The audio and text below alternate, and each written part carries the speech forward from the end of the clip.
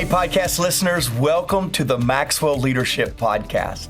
This is the podcast that adds value to leaders who multiply value to others. I'm Mark Cole, CEO of Maxwell Leadership. Let me ask you a question. Have you ever felt stuck between where you and your organization needs to go and your people, your team's reluctance to get there? Well, today we've got a great lesson for you if you feel that way, and it's a lesson about how to inspire change. See, change is a difficult thing for both leaders and followers. But leaders are tasked with inspiring those they lead to adapt to an ever-changing world. This lesson from John Maxwell will cover 5 ways you and I can inspire, motivate, and challenge our team to step into the future of the organization. Here at Maxwell Leadership, we've been going through some of our own changes this year. And I'm excited today to be joined by Becky Bursell to talk about how we are using these principles to inspire our own teams to carry us into a brilliant future. John covers some very helpful points in this lesson, so I'm going to encourage you, download the bonus resource for this episode. This is a free PDF worksheet that accompanies John's teaching, and it will help you capture all the points and some key takeaways. Just visit maxwellpodcast.com/inspire change and click the bonus resource button. Also, if you would like to watch this episode on YouTube, just head on over to maxwellpodcast.com/YouTube or click the YouTube link in the show notes. Now, get ready, lean in, get ready to inspire change. Here is John Maxwell.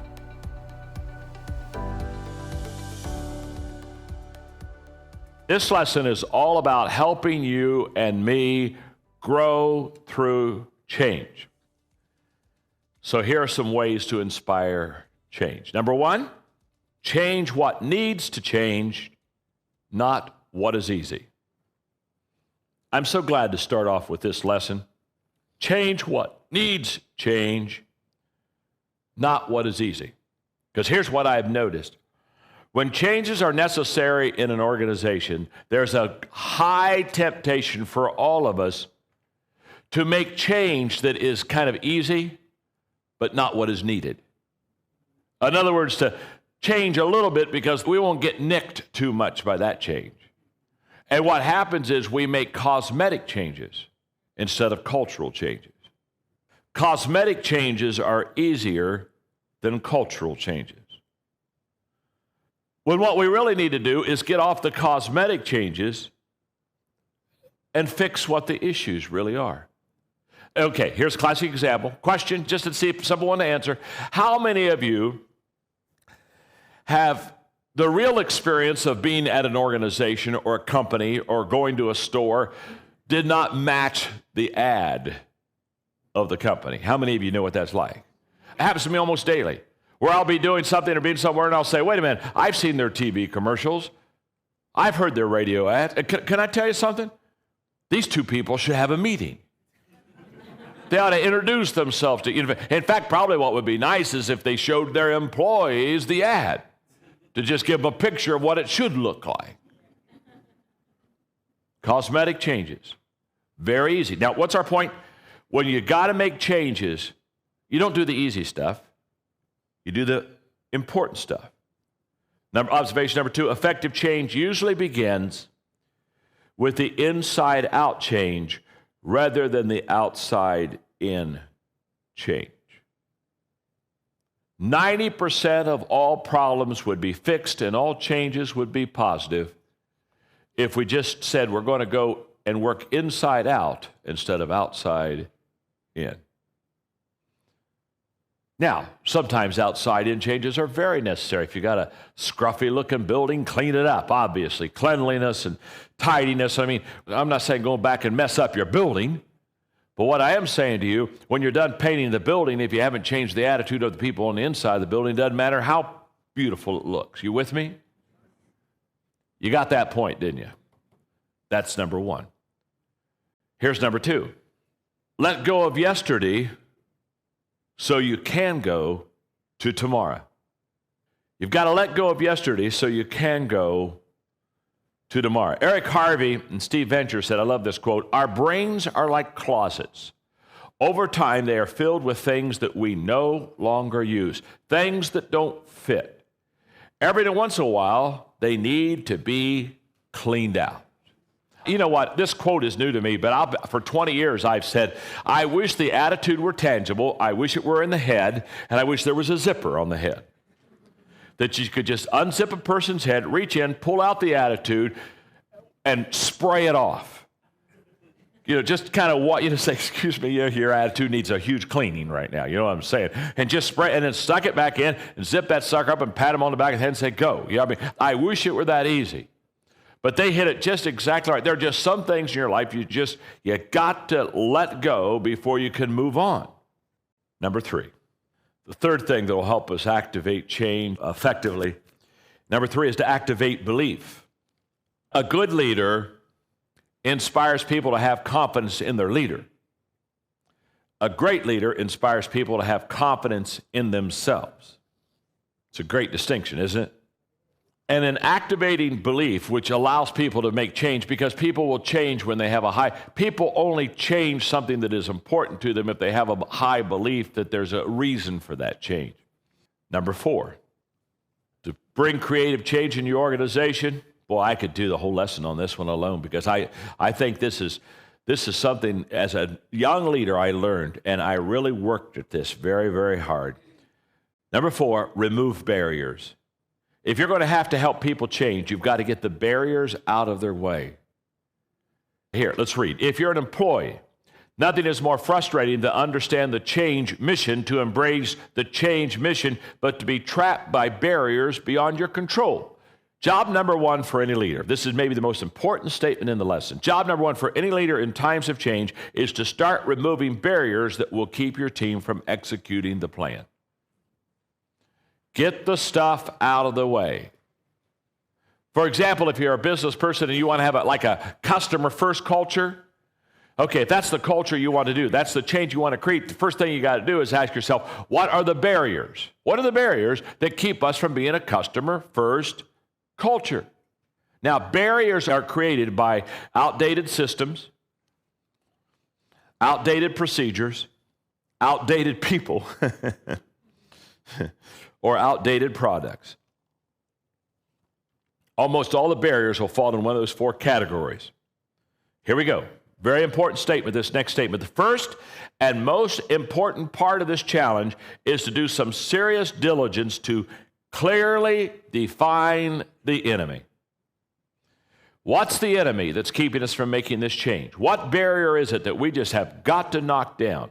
This requires getting input from everyone, especially those frontline employees who are dealing directly with their customers. Number 5, simplify the message. If you want change to occur effectively, you've got to simplify the message. Charles Mingus, here's your quote, "Making the simple complicated is commonplace. Making the complicated simple, awesomely simple, that's creativity."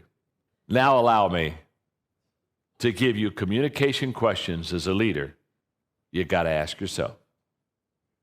Number 1, do I understand what I'm saying? Because it all starts there. Simplifying the message starts with, do I understand what I'm saying? Question number 2, do they understand what I'm saying? Do I understand what I'm saying? Do they understand what I'm saying? Number 3, can they tell others what I am saying? In other words, can they go out and tell somebody else? Because if it's good news, it ought to be spread. I mean, what value is it if I figure it out, but I can't tell anybody else? So, do I understand what I'm saying? Do you understand what I'm saying? Can you pass on to others what I am saying? And number 4, can others understand what they are saying? There you go, 4 questions. Simplicity should continue to last from the speaker to the people that they're going to speak to. It ought to go 3 generations. And if it doesn't go 3 generations, it's not simple enough. Hey, podcast listeners. How would you like to be equipped with the tools to continue your personal growth and refine your strengths and weaknesses, all while being surrounded by growth-minded leaders like yourself? You may have heard of our International Maxwell Conference, or IMC. It's our biannual event in which Maxwell Leadership certified team members come from all around the world to grow and learn together. IMC this August is the first time we're opening the event to the public by kicking the event off with our first ever Personal Growth Day. This is a 1.5-day event on August 29th and 30th in Orlando, Florida. And it's designed to dig deeper into who you are and how you tick so that you can become the best version of yourself. If you're unable to attend Personal Growth Day in person, we also offer virtual access to the event. If you would like to participate in a one-of-a-kind experience and stand shoulder to shoulder with growing leaders who will sharpen your skills and equip you to create powerful, positive impact in your life, go to maxwellleadership.com/personal growth day to learn more or get your ticket. We'll see you there.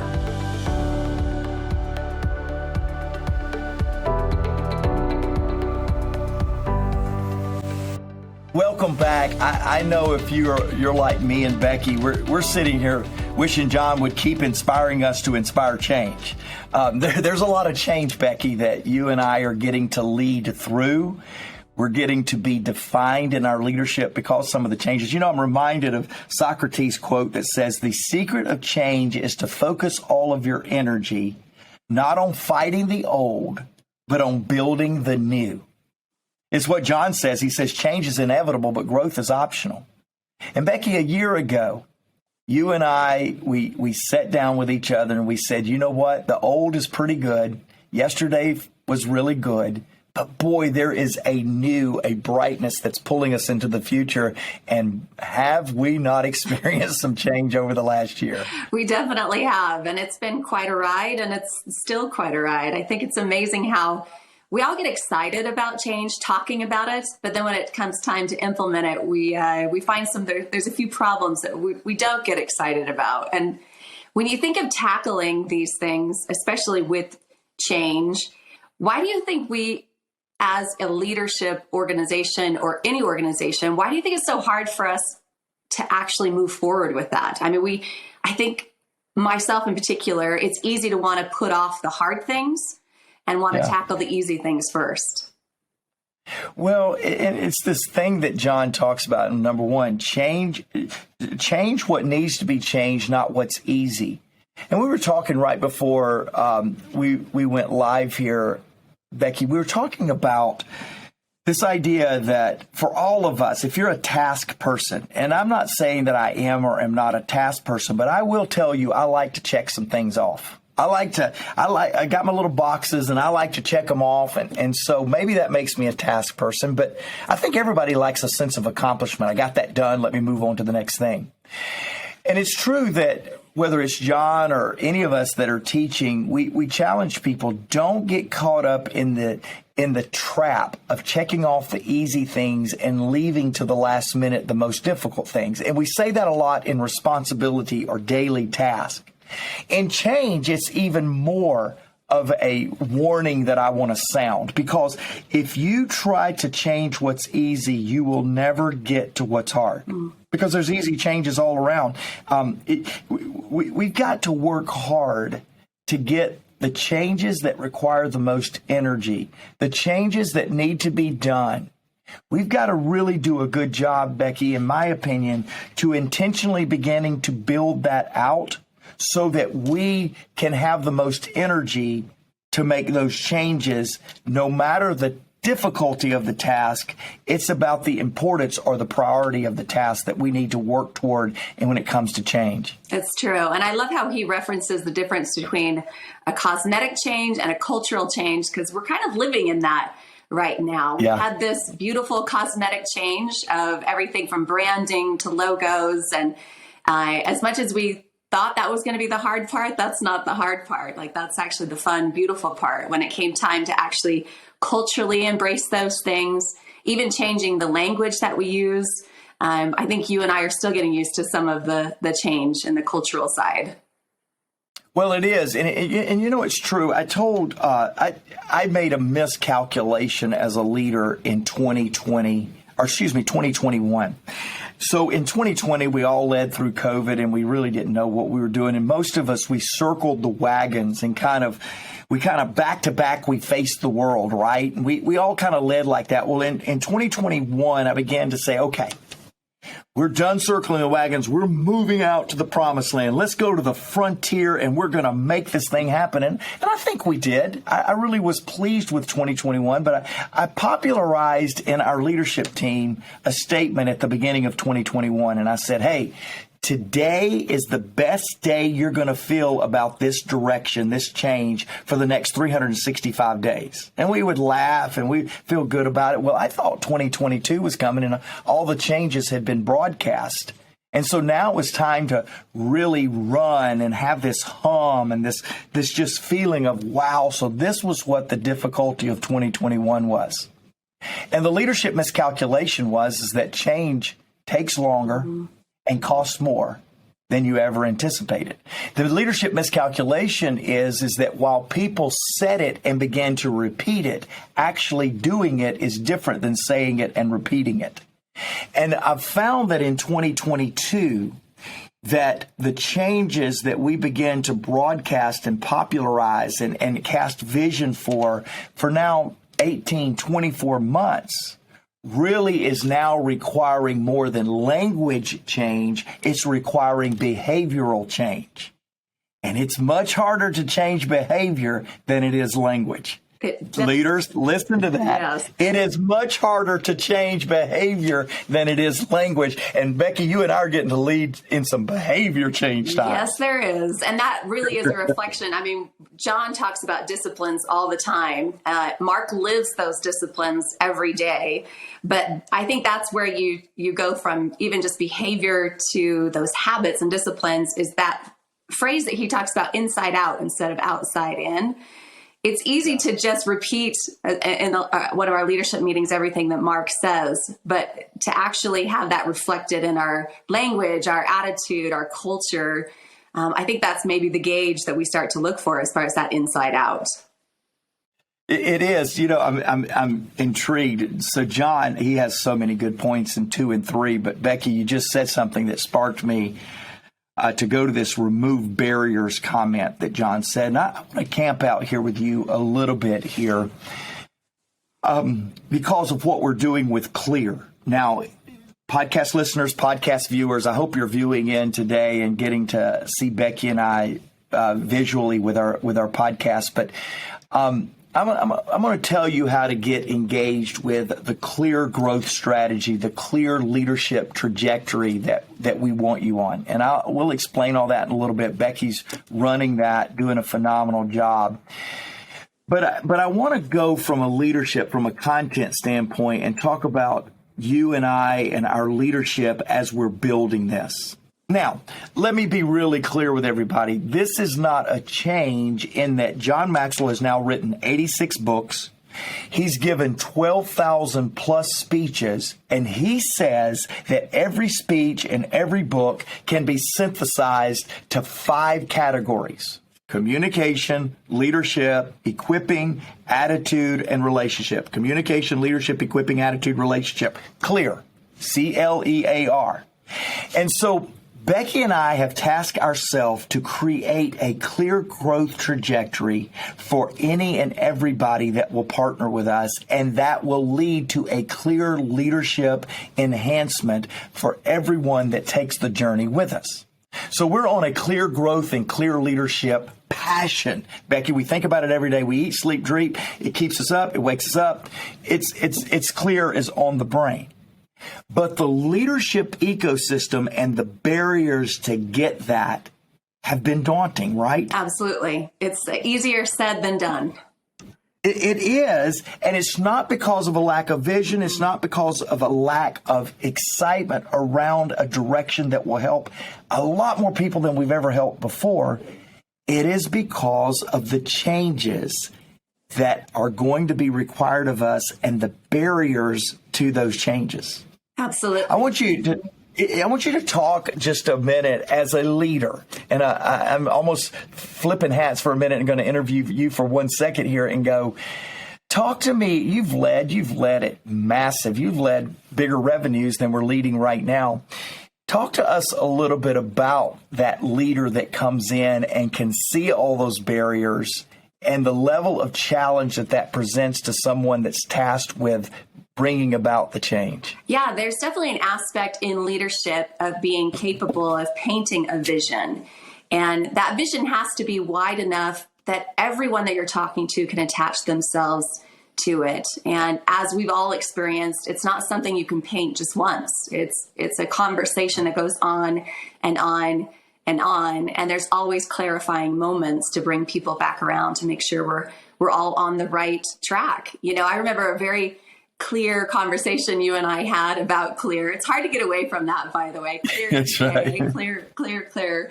But in that conversation, we talked about how we knew there were going to be growing pains. And again, it's easy to say that up front, and it's a little different when you start to experience them and then start removing barriers the way that Mark has with our Clear program. But there was a very real conversation where I had said, you realize some people are not going to see the vision that we see, or it's not where they want to go. And I remember when you said, you know what, Becky, in leadership, I'm going to open the doors to the train. I'm going to invite everyone in. I'm going to tell them this euphoric place that we're going and how they can be a part of it. But whether they get on board or not is completely up to them. And I think we've seen a little bit of that. Yeah. You know, it reminds me, Becky, and I'm so glad you're co-hosting with me today on this particular one, because the peak, the summit that we're chasing is the biggest summit that I've ever chased, taking John's legacy to this popularized message of clear growth and clear leadership. When I share, I'll never forget a year or so ago sharing with John the vision of clear. And John just weeping and saying, you were on that plane, actually, Becky, and John weeping and saying, you guys now have a vision that is bigger than anything we've done before. And then John coming on and getting excited and saying, this is the right vision. And all of that was fun. And then sharing it with the team was fun. But you know what's not fun is a meeting you and I had just a few weeks ago when we realized that even after 12 months, we are still uncovering barriers. And I sat you and our COO, Matt, down in a meeting, just the three of us. And I said, okay, Becky, I want to know the barriers. I want to know the people barriers. I want to know the marketing barriers. I want to know the performance barriers. I want to know the lack of clarity barriers. Talk to me about the barriers in your life. And here's the teaching point, podcast family, because this almost feels like therapy between Becky and I, and y'all just showed up. And to be it kind honest of with is, you. actually. It's like this little bit of therapy going on with Becky and I, but all of the rest of you are just kind of listening. But let me give you a teaching point, podcast listeners. If you are leading what feels like insurmountable change from a vantage point that is not seen by others on your team, including those empowered or equipped to make the changes, the best thing you can do is to get off your vantage point for a moment and go down and say, tell me what it looks like down here closer to the barriers. And that was what this was for me, Becky. I'm traveling. I've got a lot going on. I'm casting a vision. The vision is being really appreciated everywhere that I share the vision. But I came down and I said, okay, Becky, talk to me about the people, the systems barriers. And one of those, Becky, was a very expensive technology that we had invested in. And you said, Mark, I love you. I appreciate yesterday's capital infusion of this technology. But it is not going to get us where you're saying that we're going. And I kind of gulped and I said, talk to me a little bit about that. Becky, I want you to talk to me about what it felt to you as a leader to hear the visionary, the person that does not want to be bothered with the distractions and the obstacles, to come down and say, okay, help me see the obstacles from your vantage point. Yeah, first of all, anyone that knows me personally would not be surprised that anything attached to me costs more money. That seems to be an ongoing life theme, so you're welcome for that.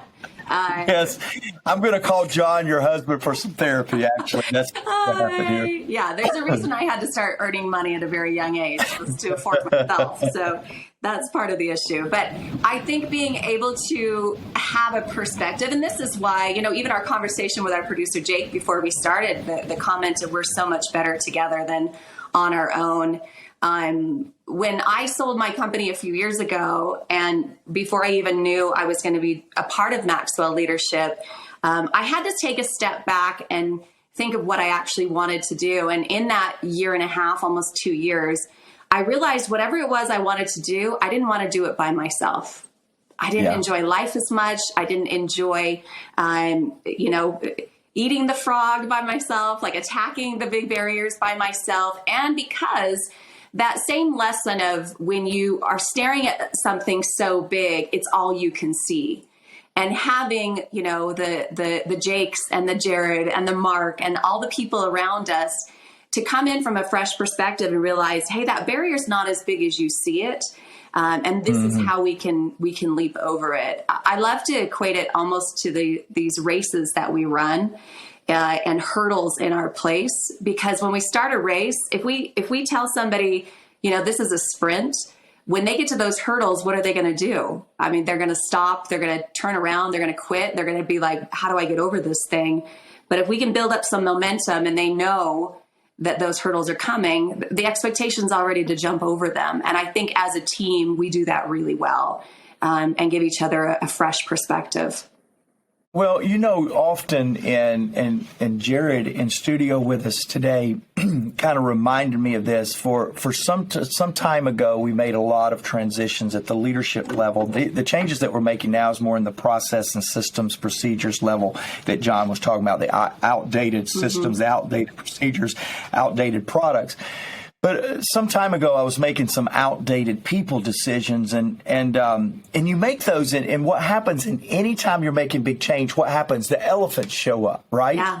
There's an elephant in the room. There's an elephant. Can we talk about the elephant in the room? Anybody said that? Anybody been in leadership rooms to where that said? All of you, and on YouTube, you're raising your hand. You're raising the elephant in the room.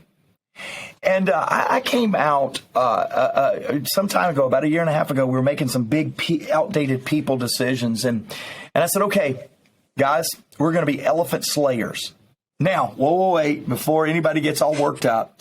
Just a week ago, I had my daughter and one of her best friends out at the San Diego Zoo at some of the most brilliant elephants. So I'm not actually talking about killing elephants. So everybody calm down. I'm not actually talking about that, but I am talking about the elephants in the rooms of leadership tables, leadership environments, to where we allow change to become slower because we're afraid to deal with the elephant in the room. And we as leaders have got to be elephant slayers. We've got to remove the barriers, spoken or unspoken, that's in the room that has the ability to cause us distracted. Becky, that's exactly what I was doing with you and Matt recently. I said, okay, I get it. I'm traveling the world. I'm not aware that the elephants are raging, and sometimes they're not even very hidden. They're just there. They're just not addressed. And if I could leave one thing with you as we unpack John's 5 ways to inspire change, if I could leave one thing to you in my Southern language, it's to be an inspiration of change agent. You're going to have to be an elephant slayer. Yeah. You're going to have to expose and eradicate the elephants that are in the room that are stopping you from getting the change where you want to go. And Becky, we're doing that right now. We're challenging ourselves to say, okay, these are the elephants. How are we going to expose them so that we can move forward? I want to take one more moment, Becky, and make sure before we run out of time that we talk about this concept of simplify the message. Mm-hmm. John talked about that at the very end. And of course, you're a marketing genius. I mean, that's one of the elephants that was in the room. I had you over in a silo in a box over here building clear. that I haven't even told you yet how to get access to. I promised I would. I've got you over here building something that people want to be a part of. And yet I have you handcuffed in an area that you can intuitively influence and impact like crazy marketing. And so I want to get there. But first, as promised, I want to challenge all of you. You need to go to maxwellleadership.com/clear app, CLEARAPP, maxwellleadership.com/clear app. And you're going to see what we're talking about as it relates to building a clear path to growth for you that will clearly design a plan of increased influence in every area of your life. That's there at maxwellleadership.com/clear app. Becky, let's talk about this idea of simplify the message, the last thing that John shared with us. Talk to us a little bit, and then you can come back with any question of me, but talk to us a little bit about what it meant to you to hear simplify the message. For me, it just meant clarity around conversations. I think as human beings, we all have our own lenses that we look through every single day. So depending on our experiences, our faith, our politics, our, everything else that we go through, even having a bad day, sometimes we have a tendency to not be grasping onto what that vision is because we're putting our own obstacles back in the way. Like we literally just talked about removing all those obstacles and then not simplifying the message. We're actually putting barriers back in that way. It reminds me of even talking to my 10-year-old sometimes when he's on the iPad or not paying attention to me, and I'll say something and then I'll make him actually ask him, did you hear what I said? And he says, yes. And I said, okay, repeat back to me what I just said. And he's like, okay, I didn't hear what you just said. Like, I think a lot of times we do that, and it might be our own internal dialogue. I've caught myself doing that before, where even when John is teaching, I'm off on a tangent because he said one thing in my head and I'm already doing other lessons. But I think when we get to a place where we can ask ourselves those questions, do I understand what I'm saying? Do they understand what I'm saying? Can they tell others what I'm saying? And then can they go on and can others understand that? I think creating a duplicatable system that is simple is probably one of the biggest mistakes in leadership that I've ever seen. I think we try to make things complicated because it makes us feel more important, almost like we understand something that others don't. But at the end of the day, if they don't understand it, who are we leading? I want to talk a little bit about this, simplify the message. We spent hundreds of thousands of dollars for me to have credibility to talk about this. We called it our rebranding strategy. If you haven't seen, we're Maxwell Leadership now, not John Maxwell Company. We're Maxwell Leadership Team, not the John Maxwell Team. And that's because of one of our thought leaders, Jeff Henderson. If you've not picked up his book, F-O-R, 4, we'll put that in the show notes for you to be able to pick up and give you even a discount. All that information will be in the show notes. But in that book, he asks 2 very penetrating questions for a business leader. Question number 1 is what are you known for? When people talk about your brand, when they talk about your team, when they talk about your personal leadership, what are you known for? And then the follow-up question is just as brilliant. What do you want to be known for? And shrink the gap. And in a lot of organizations, what they want to be known for and what they wish they were known for and what they would like to be known for is starkly different from what they are actually known for. And Becky, we started realizing that we were known for a persona that's a brilliant persona. John Maxwell is he is the most recognized leadership leader and writer and speaker in the world. And yet our organization was known as John's organization rather than Leaders at Large organization.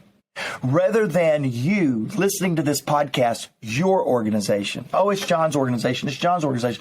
We don't want to be that. We want to be your organization. Here's why.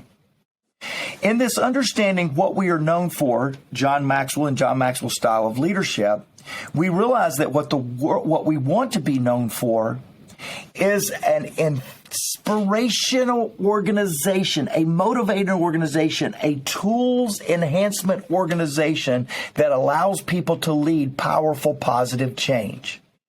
We want to inspire people to bring powerful, positive change because there's not very much powerful, positive change around the world. We want to be known for that. That Maxwell organization, that John Maxwell, that Becky Bursell, that Jake Decker, our producer of podcasts, they inspired me to bring about powerful, positive change. That's what we want to be known for. And here's why.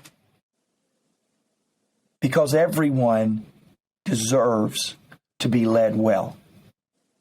Everyone deserves to be led well. It's this simplifying of message. So now every podcast that you listen to, what do you hear me at the end say? Everyone deserves to be led well. You know why I woke up early this morning and prepared for you in podcast land?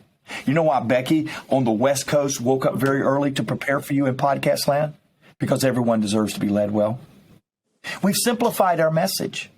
We've simplified our message because our cause, what we want to be known for, is this inspire, this accumulator, this mobilizer, this empower an organization to help people on the road to powerful, positive change so that we can help others around us be led well. That's very intentional. That's simplifying the message. We spent tens of thousands, dare I say hundreds of thousands of dollars to simplify our message so that we shrink the gap from what we are known for to what we want to be known for. And organizational leaders, individual leaders, it's a real challenge for you and I. That's why we created Clear, Becky. Mm-hmm. That's why we're going through change, so that we can inspire you to change and become better as well. So I want you to remind yourself, go to maxwellleadership.com/Clear app.